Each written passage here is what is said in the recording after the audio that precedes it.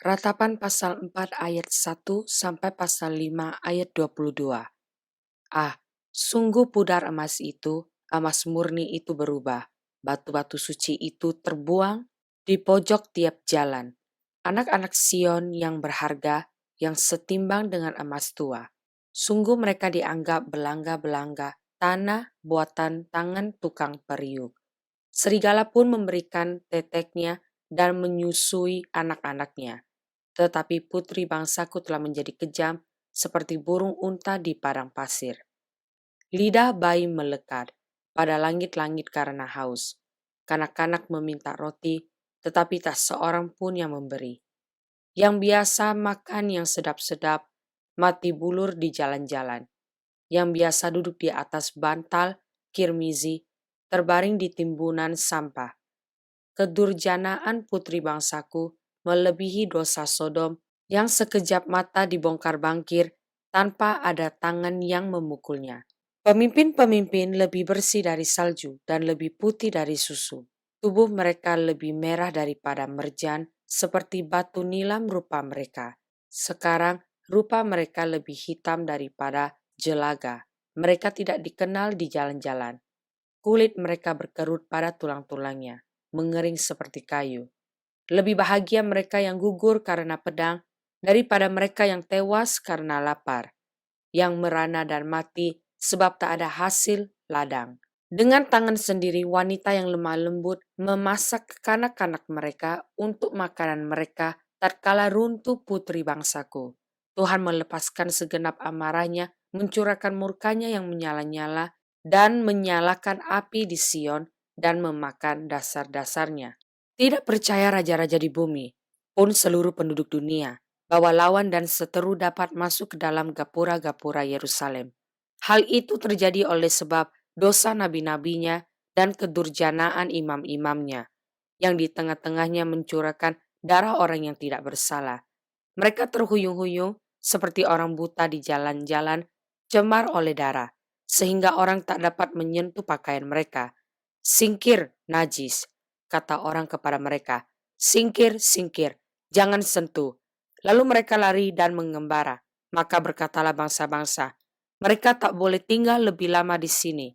Tuhan sendiri mencerai-beraikan mereka, tak mau lagi ia memandang mereka. Para imam tidak mereka hormati, dan orang-orang tua tidak mereka kasihani. Seluruh mata kami merindukan pertolongan, tetapi sia-sia. Dari menara penjagaan kami menanti-nantikan suatu bangsa yang tak dapat menolong. Mereka mengintai langkah-langkah kami, sehingga kami tak dapat berjalan di lapangan-lapangan kami. Akhir hidup kami mendekat, hari-hari kami sudah genap. Ya, akhir hidup kami sudah tiba. Pengejar-pengejar kami lebih cepat daripada burung Raja Wali di angkasa.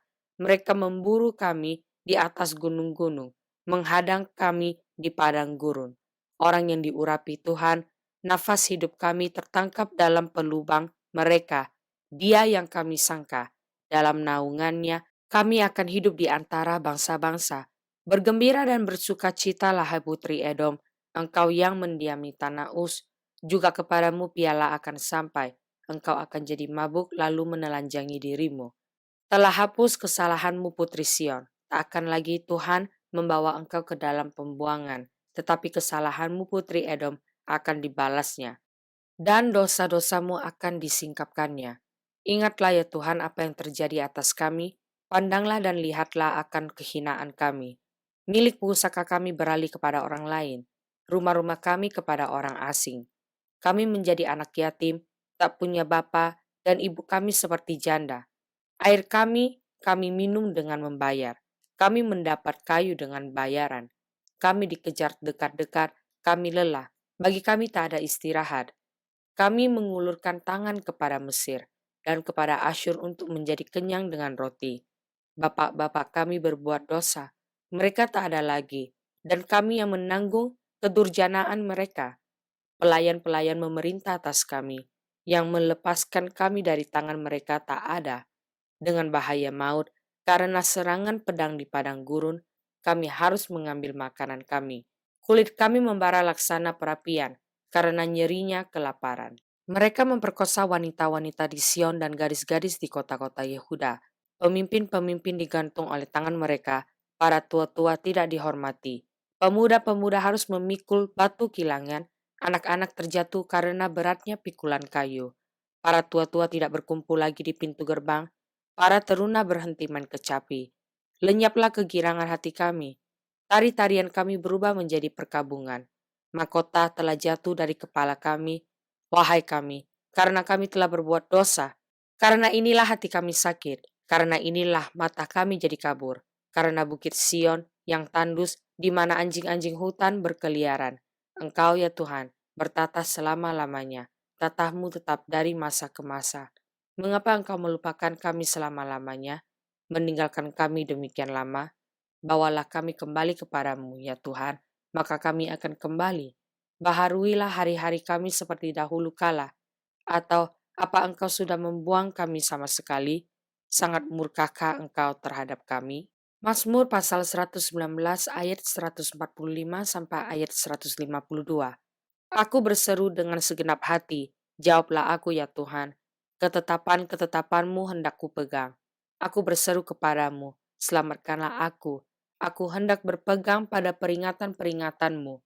Pagi-pagi buta aku bangun dan berteriak minta tolong. Aku berharap kepada firman-Mu. Aku bangun mendahului waktu jaga malam untuk merenungkan janji-Mu. Dengarlah suaraku sesuai dengan kasih setiamu, ya Tuhan. Hidupkanlah aku sesuai dengan hukum-Mu. Mendekat orang-orang yang mengejar aku dengan maksud jahat. Mereka menjauh dari Taurat-Mu. Engkau dekat, ya Tuhan, dan segala perintah-Mu adalah benar. Sejak dahulu aku tahu dari peringatan-peringatan-Mu bahwa Engkau telah menetapkannya untuk selama-lamanya. Amsal pasal 27 ayat 7 sampai ayat 8. Orang yang kenyang menginjak-injak madu, tetapi bagi orang yang lapar segala yang pahit dirasakan manis. Seperti burung yang lari dari sarangnya, demikianlah orang yang lari dari kediamannya. Ibrani pasal 8 ayat 7 sampai pasal 9 ayat 14. Sebab sekiranya perjanjian yang pertama itu tidak bercacat, tidak akan dicari lagi tempat untuk yang kedua, sebab ia menegur mereka ketika ia berkata, sesungguhnya akan datang waktunya. Demikianlah firman Tuhan.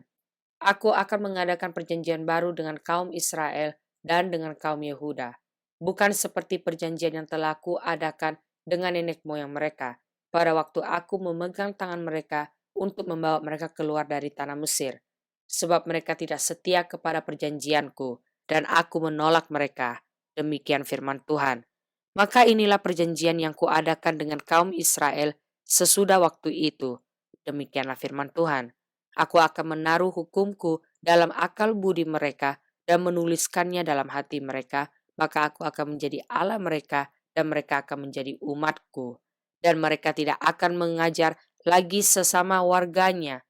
Dan mereka tidak akan mengajar lagi sesama warganya atau sesama saudaranya dengan mengatakan, kenalah Tuhan, sebab mereka semua besar kecil akan mengenal aku. Sebab mereka semua besar kecil akan mengenal aku. Sebab aku akan menaruh belas kasihan terhadap kesalahan mereka dan tidak lagi mengingat dosa-dosa mereka. Oleh karena ia berkata-kata tentang perjanjian yang baru, ia menyatakan yang pertama sebagai perjanjian yang telah menjadi tua, dan apa yang telah menjadi tua dan usang telah dekat kepada kemusnahannya. Memang perjanjian yang pertama juga mempunyai peraturan-peraturan untuk ibadah dan untuk tempat kudus buatan tangan manusia, sebab ada dipersiapkan suatu kemah, yaitu bagian yang paling depan dan di situ terdapat kaki dian dan meja dengan roti sajian. Bagian ini disebut tempat yang kudus. Di belakang tirai yang kedua terdapat suatu kemah lagi yang disebut tempat yang maha kudus. Di situ terdapat mezbah pembakaran ukupan dari emas dan tabut perjanjian, yang seluruhnya disalut dengan emas. Di dalam tabut perjanjian itu tersimpan buli-buli emas berisi mana, tongkat Harun yang pernah bertunas dan lolo batu yang bertuliskan perjanjian, dan di atasnya kedua kerup kemuliaan yang menaungi tutup pendamaian. Tetapi hal ini tidak dapat kita bicarakan sekarang secara terperinci. Demikianlah caranya tempat yang kudus itu diatur. Maka imam-imam senantiasa masuk ke dalam kemah yang paling depan itu untuk melakukan ibadah mereka.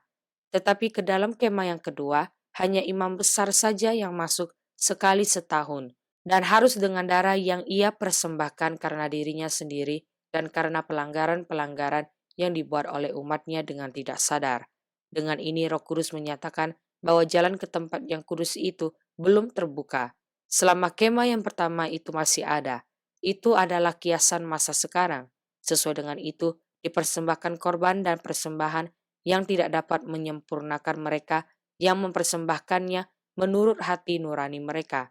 Karena semuanya itu, di samping makanan, minuman, dan pelbagai macam pembasuhan, hanyalah peraturan-peraturan untuk hidup insani yang hanya berlaku sampai tibanya waktu pembaharuan. Tetapi Kristus telah datang sebagai imam besar untuk hal-hal yang baik yang akan datang. Ia telah melintasi kemah yang lebih besar dan yang lebih sempurna, yang bukan dibuat oleh tangan manusia, artinya yang tidak termasuk ciptaan ini. Dan ia telah masuk satu kali untuk selama-lamanya ke dalam tempat yang kudus bukan dengan membawa darah domba jantan dan darah anak lembu, tetapi dengan membawa darahnya sendiri, dan dengan itu ia telah mendapat kelepasan yang kekal. Sebab jika darah domba jantan dan darah lembu jantan dan percikan abu lembu muda menguduskan mereka yang najis, sehingga mereka disucikan secara lahiria, betapa lebihnya darah Kristus, yang oleh roh yang kekal telah mempersembahkan dirinya sendiri kepada Allah sebagai persembahan yang tak bercacat, akan menyucikan hati nurani kita dari perbuatan-perbuatan yang sia-sia, supaya kita dapat beribadah kepada Allah yang hidup.